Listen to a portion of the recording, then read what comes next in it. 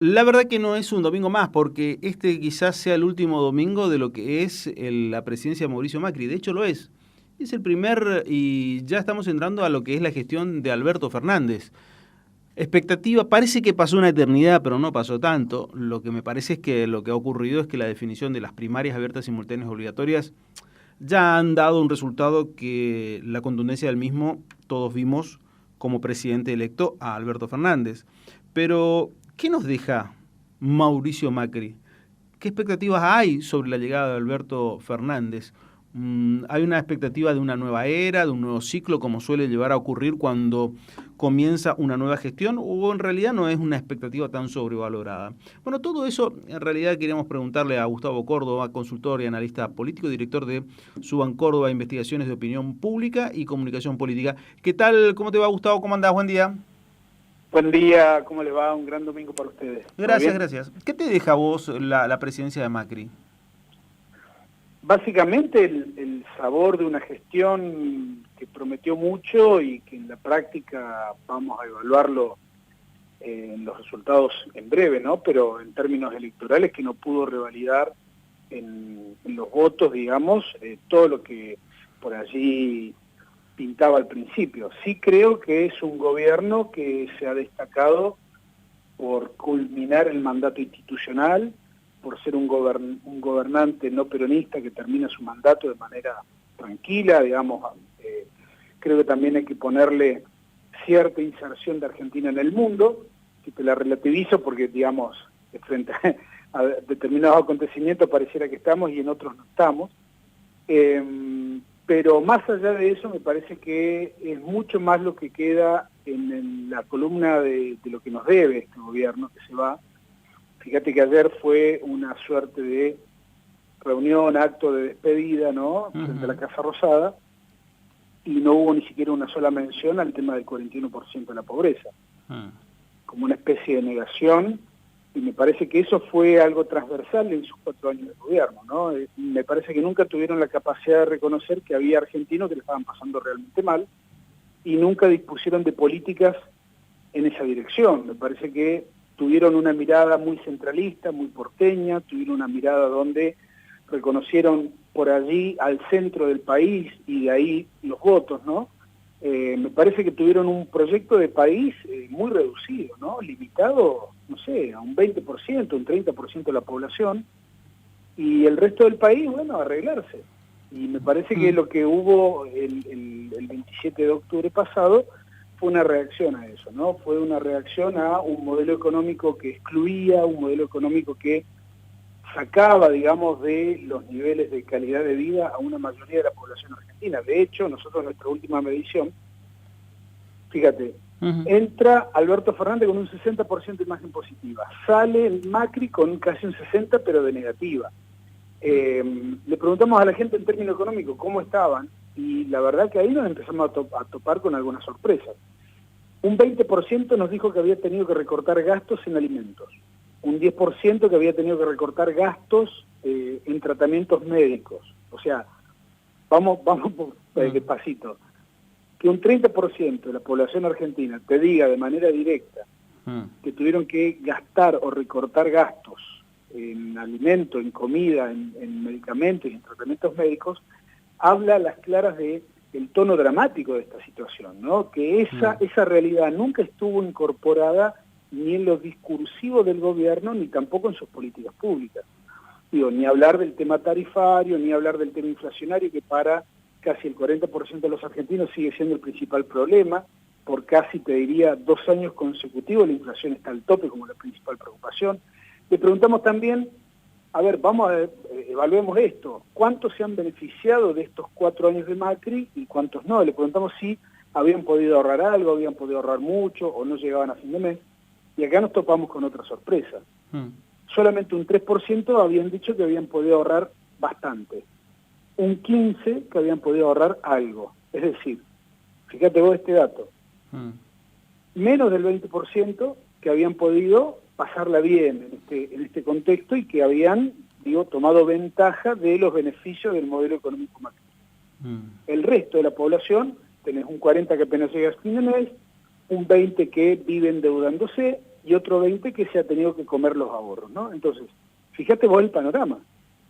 Entonces, ¿cómo Macri saca un 40%? Claramente porque hubo una campaña, y esto lo vimos con mucha claridad, con un discurso de odio muy concentrado, con marcando las diferencias, digamos, con el pasado, tratando de que no se discuta la economía, y así de esa manera, digamos, tratando de influir y de generar sospechas sobre la lista opositora, que de alguna manera lo logró, ¿no? Porque también convengamos que el kirchnerismo tiene ahí un costado débil.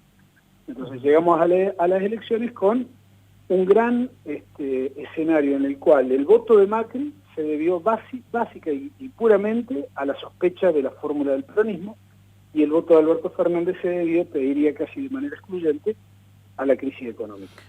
Claro, a ver, entonces vos lo que me planteás es el hecho de visualizar el voto de Macri exclusivamente a la política, pero no económica, no la economía, y a ver, más que la política, decir, miren lo malo que son ellos, no virtudes propias, sino los defectos de los otros. Ese es un poco con el contexto.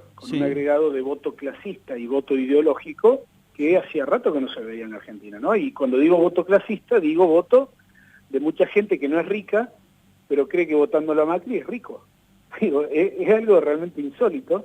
Ha pasado en muchísimos lugares del país donde Macri ha recibido votos de sectores populares, de sectores pobres, y la verdad que ahí hay un problema, yo creo que de la política, no en general, porque no ha sabido representar a esos sectores, pero que alguien que ha sufrido las consecuencias negativas del gobierno de Macri lo termine votando es realmente para analizarlo más detenidamente. A mí me pasaba una cuestión particular, que no sé si la has llegado, la has llegado a medir, que tiene que ver con el hecho de la poca expectativa que había del votante de Macri. Cuando uno se encontraba por la calle decía, te hablaba que iba a votar a Macri, que no podía votar nunca al kirchnerismo, que toda esa historia.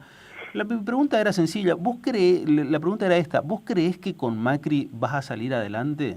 Y la respuesta era no. ¿Esto también han medido ustedes, es decir, a ver, el nivel de expectativa de la sociedad a la hora de la votación respecto de que Macri era el indicado para solucionar los problemas?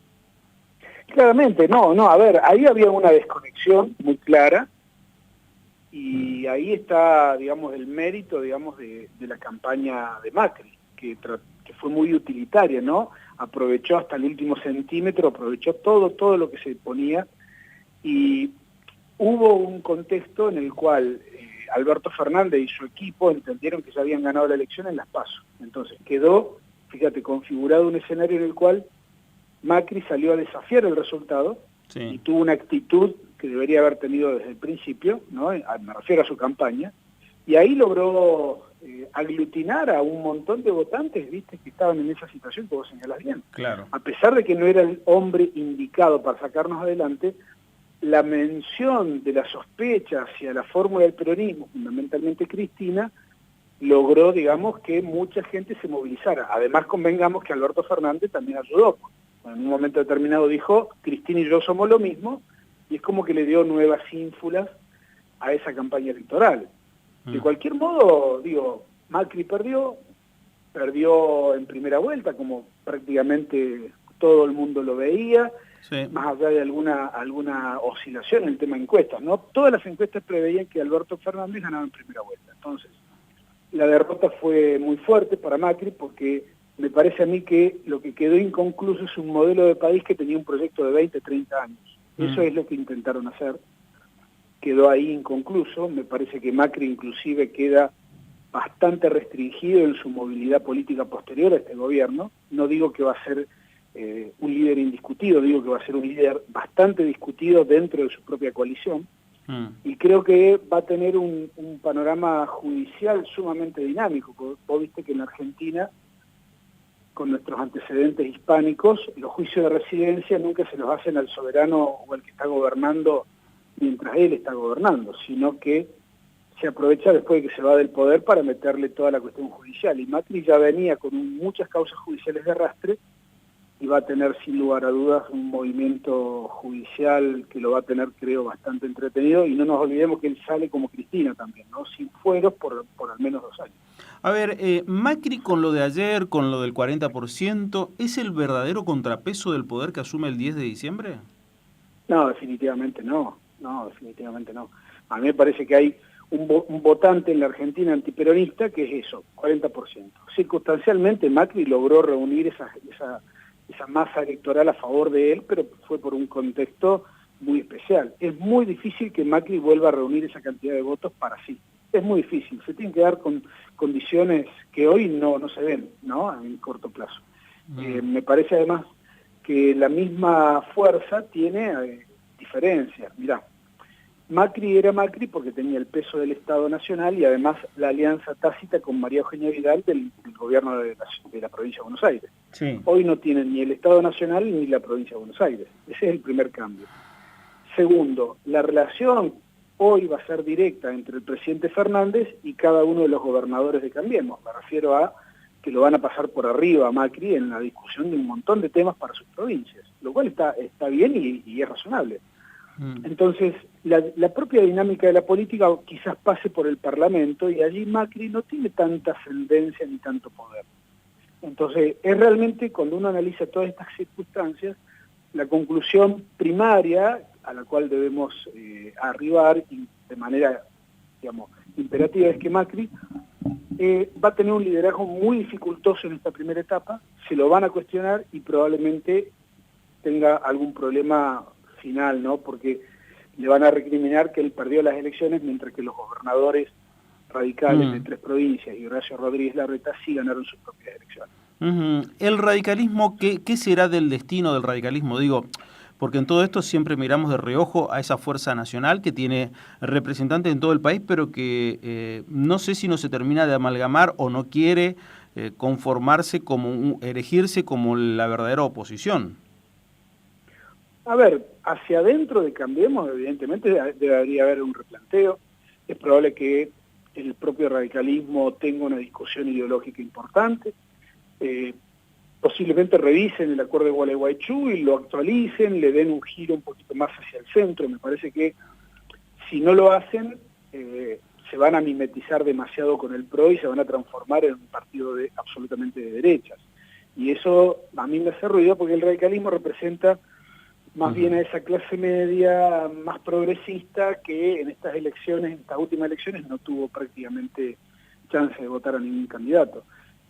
Creo que el rol del radicalismo debiera estar por ese lado, tratar de recuperar las intendencias que ha perdido en todo el país en este proceso electoral, tratar de consolidar un liderazgo nacional o algunos liderazgos nacionales y de algún modo también plantear la discusión del modelo de país, ¿no? Y, el radicalismo es uno de los, te diría, uno de los pocos o el único partido que queda en la Argentina que tiene organicidad, que discute sus políticas públicas y discute sus posicionamientos en congresos y en asambleas y se toma el tiempo en las convenciones como para fijar y discutir las posturas. Entonces me parece que es sumamente importante que el radicalismo de alguna manera haga esa cuestión de discutir el centro ideológico de cambio. Sí, yo estoy de acuerdo en eso, pero ¿les sirve de algo o no? Porque digo, quedaron desdibujados completamente. A ver, te cuento la anécdota. A mí acá me decían en Corrientes, nos enteramos por los medios de comunicación que se iba al Fondo Monetario Internacional, nos enterábamos por los medios quiénes eran los funcionarios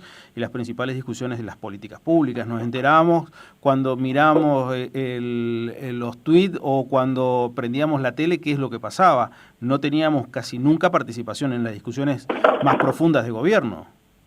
Posiblemente esos sean los costos que tengan que pagar los que dirigieron el radicalismo en esta etapa, ¿verdad? ¿No? Los Negri, los Sanz, todos los que tuvieron algún grado de responsabilidad, lo que podríamos denominar el radicalismo macrista.